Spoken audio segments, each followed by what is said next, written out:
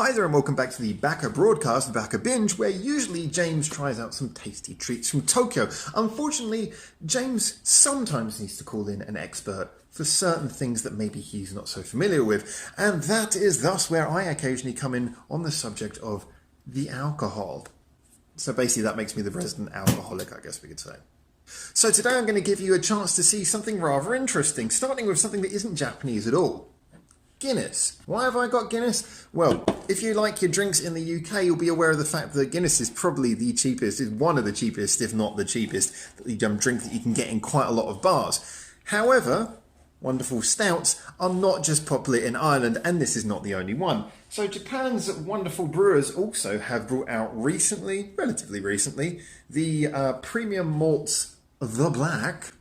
Now, this is one of those ones where if you're familiar with Japanese drinks, you'll probably know that Premium Malts is quite a popular premium brand. And the other one, I really wanted to try this, I don't think I've ever had this one before, is Kirin do one as well. Now Kirin are quite popular for being, if you like, the bar drinkers drink. It's one of those ones where you can buy it in a can, but I think most people who really like Kirin know it because it's the one that they drink down there local. So having them try a stout is quite interesting. Kirin do try a lot of different flavours and a lot of different things. Now, one thing I will point out is a lot of you might be, if you're familiar with Japanese drinks, aware of the fact there is one called Tokyo Black. Now, I have tried Tokyo Black before and it is fantastic. I would wholeheartedly recommend it to anyone. Without trying these two, I'd say that Tokyo Black is almost definitely the best non-Guinness stout I think I've ever had before. So I do recommend that to you. But today we're going to try these two, which are a little bit more common, a little bit easier to get in Japan. So as I say, Guinness is probably one of the cheapest drinks you can get in the UK. However, here, not so cheap. This little can is 350ml. I went for 350ml, that was the one size I could find for all of these drinks. This was just over 300 yen, and ironically actually, at the same time, the Premium Malts one wasn't far off, making the Kirin by far the cheapest. I know I was buying these at Don Quixote. If you don't know, that's quite a popular sort of import supermarket where you can buy foreign things, and I just saw these and I was like, yep, giving that a go. So we're going to give them all their own glasses. We're going to pour these so you can see how they pour. And yes, again, for anyone who's claiming me to be a Philistine for doing this, I'm perfectly aware of how good a properly poured Guinness is. We're talking about these things that are imported and being drunk out of cans though, okay? So excuse me as I get this wrong. First of all, let's pour the Guinness. Woo!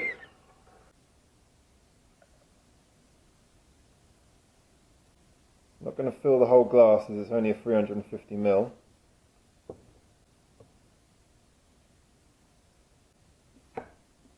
You can hear the widget inside the can.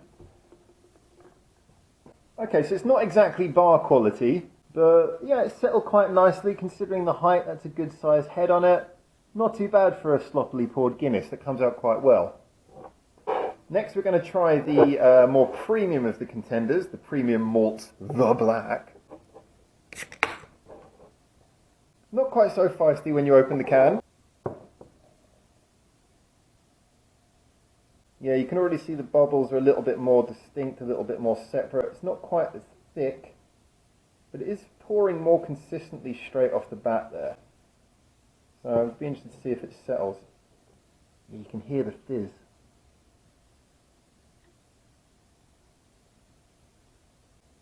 No widget in the can either, rather unsurprisingly. If we look at those two, you can already see how the Guinness is much better settled and thicker than the Premium Malts Black. Time to bring in the beloved cheapie of the group, it's the Kirin Black. I have no idea what this is going to look like, but I'm looking forward to this one. Again, not too feisty. Oh, I'm sorry, slopping that in a bit heavy there. Still settled alright. Looks kind of similar to, I don't know actually, maybe that's a bit thicker than the Premium Malts. Premium Malts had a bit more time to die down. Again, no widget in that can, but good stuff. Alright, so looking at the three, you can really see how the Guinness has kept its head, which is so important for a stout. Obviously, it's kept it by far the best. The Premium Malts had a bit more time to thin down. It has thinned down much quicker than the Guinness though, but still it looks quite nice. And finally, obviously, we have the just poured Kirin standing up quite well. All right, let's give them a taste. So just in the time it's taken me to reset this camera and get ready for the drinking view, you can already see the Guinness pretty steady there still. He's still got a really good, thick, steady head on that. The Premium Malts, that head's pretty much gone. It's really sort of down to its last bits. And the Kirin's kind of going as well. So I'm going to work backwards towards the granddaddy of stouts. All right, so let's try this Kirin first. That's good. It's very, very dark and bitter flavour, actually. It does taste something like something you'd expect from a beer company. It's almost got a bit of an ale-like quality. Now, I'm no wine taster. I don't know how to tell you about the sense of broccoli shooting up your nose or anything, but I would say that has, a very hoppy, woody quality. Taste of the barrel, one might say. All right, let's try the Premium Malts. It's the Premium Malts. Like I said, the head did not really hold up on this one. Let's see, but it did pour quite nicely, so I'm imagining it's probably got a good texture to it. That's much smoother, much easier to drink. But the funny thing is it's not as thick as Guinness. So it tastes kind of smoother. This one's got more of a sharp flavour. So the Kirin probably would say tastes cheaper as far as stouts are concerned. But I can imagine that this is probably somewhere in the middle ground between Guinness and the Kirin. That I don't know if this is going to appeal to anyone particularly more, especially considering it's not exactly cheap. I guess this probably does count as a budget version of the Guinness.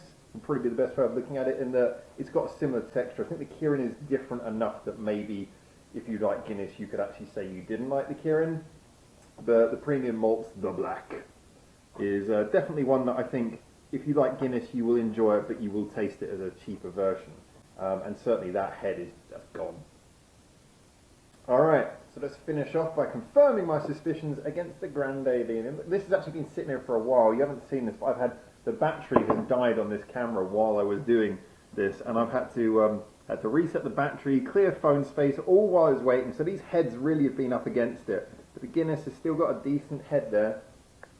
So here it is, the rather expensive to import seemingly, or maybe it's just a bit of a culture tax, Granddaddy of the Stouts.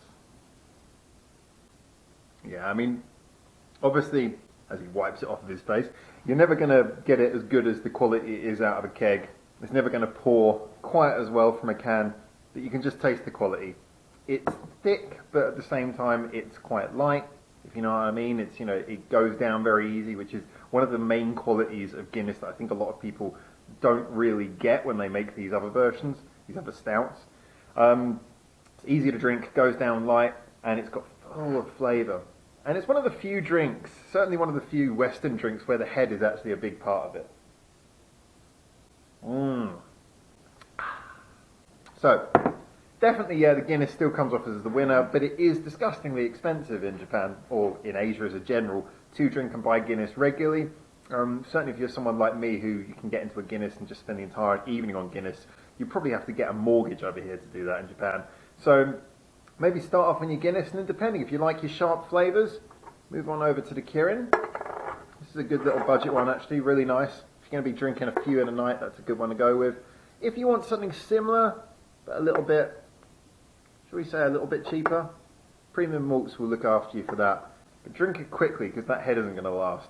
I would, however, say though, if you've got access to Tokyo Black, I think Tokyo Black remains the #1 of all of the pretenders. And I would certainly say that if I had the choice of drinking the Guinness and then one of these for the entire night, or just drinking Tokyo Black for the entire night, I'd drink Tokyo Black.